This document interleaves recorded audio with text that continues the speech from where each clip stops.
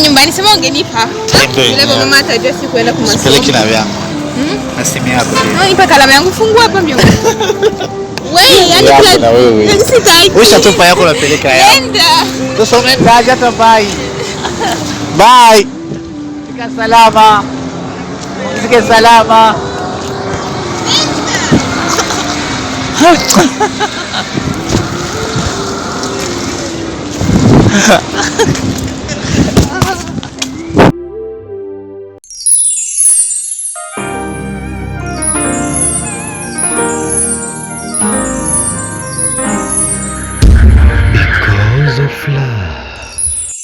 Mota. Mimi kurondera hariya hose mu nkoko mu njiwa sinako kumbe wewe. Nichaliye ngaha izuba ni ryinshi hariya naseka umwanya muto. Sana.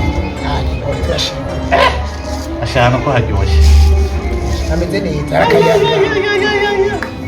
Yo, ngaje ko bizuba rya icyo cyagaje ndani. Yashwa kuchaliye hariya ndio kuchiraga. Tutatiri.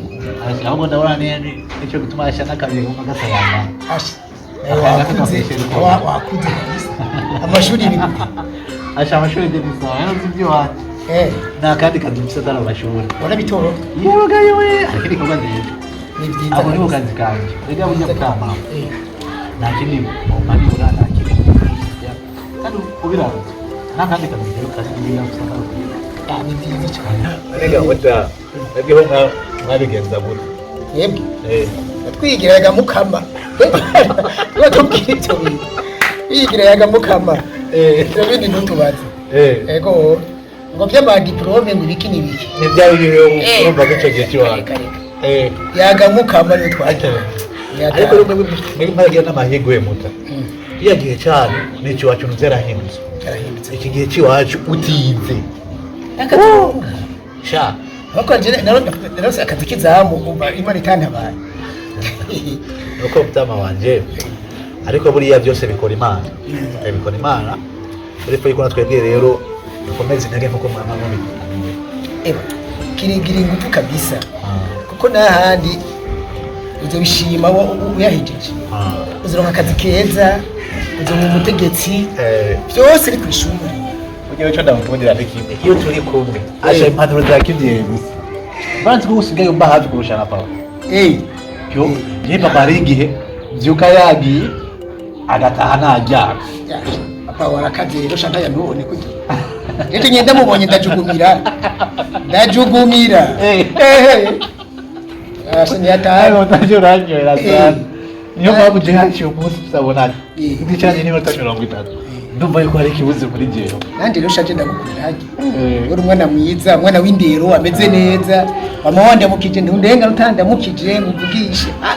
Ndabishima cyane. Mwese ntagishasha no musikira. Mam. Joma ramoji. Sawa. Daje. Kaza namupereze mama. Amacheza. Inkuru tuyitambura abanye twatuyigengeye. Yego. Daje. Uri kubije gusaka pause. Stop.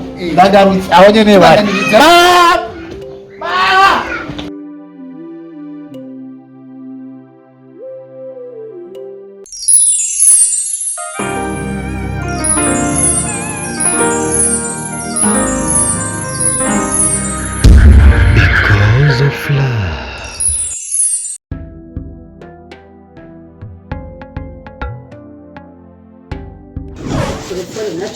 Vivi. Karibu mtoto wangu, karibu tena. Ni aje mama? Lazima. Njoo kutoka kwa masomo. Unachoka eh? Joto ni kali. Jua.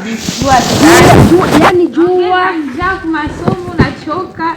Sasa hizi zinakuwa jikaze, unajikaza. Ega mtu kila mtu anapataga kitu amechoka. Surana sisi tulichokaga sana kuwazaa wa baba zenu. Kuzaa wa mama, kuhangaika, kuwalea. Sura gisi unapendeza. Unapendeza kweli. Mama anakulea vizuri. Unakomaa mazuri vitu naangalia. Tena nikwambie kitu kimoja tena sijasahau. Sunaona ushakomaa. Umekomaa hamuoni baba? Sunana hauna baba. Mama wako anashughulika kila kitu. Anakuvika vizuri, anakulisha vizuri, unasoma vizuri. Unasoma vrema vizuri na pesa nazitoa kila kitu. Na kuomba kitu kimoja. Mama yako vrema alikulea kila kitu amekupa. Tena umelelewa vizuri, kila kitu mama yako anajitahidi. Mtoto wangu usiaibishe mama yako. Uwe mtoto mzuri, mkarimu, mtulivu. Unajua gisi mimi niko close na mama. Siwezi hata kufikiria nifanye kitu ambacho kitamuuma. Hiyo ndio mambo. Siwezi. Hivyo ndio nataka nisikie. Siwezi Kesho kabisa. tusipate aibu mtaani. Unaona? Yaani Ukielewa vizuri, nikipenda kabisa mjue kama yani nitamleta nyumbani. Nitamleta nyumbani. Unaona? Nimpresente mfamilia sasa au sikie sijui umebeba mimba nje ni bibi. Mama alijitahidi ulisaidia yani mlilinia vizuri. Siwezi nikawaibisha. Yaani nawaza kama sijui nikwambie aje. Siwezi nikamuumiza hiyo. Na baba yako kwenye huko anaweza kauzika. Siwezi. Alikuwa anataka, unajua kisa alikuwa anapenda akuone umezaliwa. Unajua kisa alikuwa anapenda mtoto wake. Yaani alikuwa naimba kila siku, mtoto wangu akizaliwa atafanya hivi, mtoto wangu akizaliwa atafanya hivi, mtoto wangu akizaliwa. Hakuwa anajua kutazaliwa hata mtoto gani, lakini alikuwa mtoto wangu akizaliwa atafanya hivi. Yaani nakuomba sana, mama yako ubaki naye, umpende mama yako, hakuna kitu chenye kukufanyia aibu kwake. Ndio sitaki kusikia nife leo niwe niko hai, lakini nisikie aibu kwa mama. Sivyo? Usijali. Sawa, ngoja kwanza niite mtumishi nisikie kama nishapika. Nishaona midomo inakauka. Kara dogo. Fungo hanosha. Salamu alaykum. Kara dogo. Alaykum. Niambia kwanza kara dogo. Bisezoa. Zamda. Atiniyo. Abati gituma. David sikumushikanje. Nakuita wawa. Icho kinani kakumugoro. Acha kwanza maneno kama mimi nasikia njaa. Unamkunda? Umufata namushika? Oya. Sivyo kuvuga. Ati urabukunda namushika? Yo gusa. Nibyo byinshi. Uzaramurengeye. Kara njaa. Vipi? Cyase munda? Yo. Rugaruka munda. Njaa. Kara. Ona sasa. Oya, iyo mwegera byose. Yego. Bari kumwegereza nyisahani nyingi. Reka bigisha sivyo kuvuga na mutwenze. Habayi. None. Zanya maguzi. Nyama ziki. Singa? Reka. Hadi zile nyama za Wahindi. Kuvuna zitekeye migodi ko tekiri ibihara. Nyama za Wahindi zimeze gute? Urazi nyama za Wahindi bose bicare neza. Nego waroshe mu plastike, batafari, ibiti byose bakavanga. Hani wan sabwe. Nurazibo. Ibyo niwe kivyumva. None sabwe nurazibo. Kuva leo. Acha wewe. Mugabo, nizo zitarasha. Zamda. Ariko urantunga je nabikubwiye. Yego zamda basi, yego ndabishimishe basi. Sivyo kuvuga. Ariko bibarazi ikintu kimwe. Ibyo basi byo basi ndagere vuba. Ndazi ko ari inyama ziguma, ari inyama bita inyama y'ipfupfu. Ipfupfu ni inyama y'inka y'imfizi, ndazi kusanga igumye. Mugabo nawe nta bwenge wagize. Ubonye zitevye, wari gupfa mushiramwo akadimu cyangwa ugashema carbonate kugira ngo zinyake ko mwana arashonje. Nakapiripiri. Kara nasikia njaa please. Kara nyaruka sha. Dakika 10. Nyaruka. Nyaruka kuri uko ushoboye. Hanyuma nawe wihangane kaze kadogo tu. Mimi nafikiri hivi nyama. Acha basi nioge maana nikuja na kaoge afu sasa atafuta na songa hivi nyama namwambia zitataka carbonate ziwe vizuri. Tatia maji ya ugali mara moja. Mimi mwenyewe nataka nendeni muangalie. Mtumishi atafanya kitu bila haraka. Ya msimamie bibi nenda kuoge. Mimi nataka nimsaidie kufanya hivyo.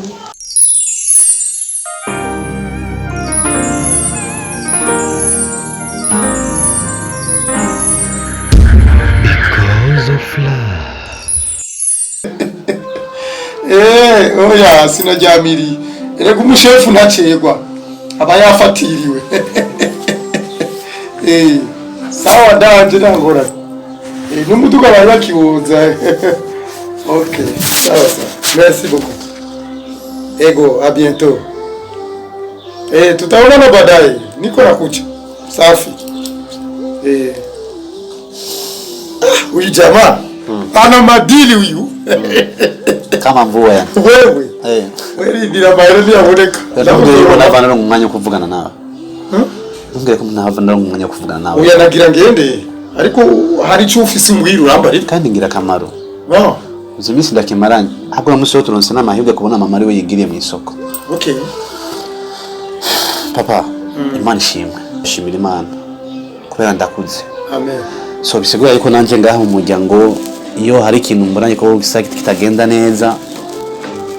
Mfise icyo ndakivuga ko ndibaza ko ikwata ngora. Bo, ara mahera dudurira ko no. Kuha mahera. Apana guteba kumuje urabona. Oyo no munsi kabisa it's not about money. Papa je hari ikintu nukuri ariko urambabarira. So no munsi sejo cyane sijya ejo. Hagati yawe na mama hari ikintu jewe natahura. Hari ikintu je ngerageje kurondera inyishu mugabo up to date. Ntagishu ndaronka nayo. None birabaje we na mama wawe birakuraba wewe. Yes, ijana kwijana. Tuga kwijana rero umbwira ivyo bikuraba kuko jewe cyena bimenyereye uvuga ivyiwawe kuzanye ivya mama wawe yagutumye. No. Achegeza no papa. Ariko ntibagire yuko mwese muri ngombwa kuri jewe. Kandi ni mwese muri umunezero wanje akamaro kanje. Papa haizigiye gitari gito. Umenga hagati yawe na mama hari ugucana utawaka hari ingene umudahuza hari ukuntu hama hariyo akantu naramenya hagati wanyu ariko kutumvikana neza. Ikibazo cyo bari giki? Mutajyanye no munsi mujyane ejo. Nake birangira nk'umwana. Birangira amahoro, birangira umunezero. Cyamwane buriya umugabo asa n'uwundi. Fata kanyo uri papa wanje, fata umwanya mwiza turi babiri. Kabicishije nyene mu rushinga ntahe. Umuco. Okay. Ntiwagize nabi kubibaza. Ariko mama we n'umugore. Kandi umugore izina n'iryo muntu. Umugore ni jambo riva kukugorana. Umugore aragorana. Urabona? Umuntu agoranye. Sina utaoa. Yatakufikia utaoa mwanamke unayempenda lakini sasa atakuwa hamuelewani utavumilia hivyo. Na jewe rero mama wawe ndamukunda cyane. Wavyumva cyane. Namurongoye ndamukunda ewana mno. Nuko babivuga. Ewana famfenda ndagerageza amahirwe kandi bamurondera abagabo benshi. Ewana akanichagua mimi. Ndiyo. Faisal. Ndiyo. Gangi wa magangi. Uzuri sana. We! Ndiyo. Harusi kakuwa kila kitu mambo yakawa mazuri. Lakini gisi miaka inaenda kama yeye sijui kama ni watoto nyinyi alipenda watoto sana ndio mimi nawazia arangora arikini ngavumilia. Unaona sinovuga ngo ndamwirukanye ngo tunaachana ni ico gituma tutumvikana kuri bimwe yeye anapenda nifanye hivi na mimi napenda nifanye hivi. Akisema hivi nakataa. Sasa asiga andipisi kisasi kukisasi. Na mimi nikisema fanya hivi na yeye anakataa. Unaona? Hatuelewana lakini mapenzi yako pale pale. Na mjipendea. Au utasikia tunagombana chumbani. Tunagombana maneno kusalo, maneno jikoni na mfuata huko, ananifuata huko kudushe hivyo unabionaga. Lakini mapenzi yako pale pale. Tunajipendania. Hama rero wewe. Nk'umwana wanje ugize neza kwimbaza na wewe bizogushikira uzokunda umugore tugukorere umurongore ariko sibibuza ko azoza matatizo mu Kirundi nibo babivuga neza ntazibana sitakomanya mahembe ariko sitakomanya mahembe ituma kuva ngiruruyo yampakuno munsi papa none turagwana ko nukutumvikana ivyo nibisanzwe ariko hajya naho butabona yarubona amabizo abera hari yawe nta kibazo kiba gihari bijya nibisanzwe ntibigutera ubwoba tuzosazana kandi nubundi turasazanye konyene wimenyerere urabe ivyawe ahubwo wewe nshaka kubandanya wiga urabe ivy'amashure kuko sinkeneye ko uba babana bagarukira ngaha hafi babona hafi oya lisansi urayifise minuza ube docteur ube maîtrise kama bavuga maîtriser kama nde umaîtrise ibintu siko ivyo papa ugendi buraya ufata indege hapana kwiyumvira ko uzoguma ngaha ndavyiteze papa sawa nda promise okay ariko papa ndabakeneye mwese ndakeneye amahoro hagati yanyu kandi wewe uri umugabo nkuko uvuze ujya n'umugore so please gerageza urabe ukuntu uhindura ibintu byamara uburyohe okay urabwira mama wawe rero ahindura ivyo yavuze avyumviriza kuko we ivyo yavuze ndavyumviriza we ivyo yavuze ndavyumviriza untumye cyoshe kandi bazinje yuko asigaye nyumva kurusha nawe aho rero biramahirwe uramumbwirira akumvirize hama rero reka ngende salamu alaykum wa alaykum assalam wa rahmatullahi wa barakatuh ya rabbi umutamarani hose ntampaye n'inyishu nyayo nashaka ariko umegara yimpaye ngene sigaye ndahakunda ibisigaye bizimana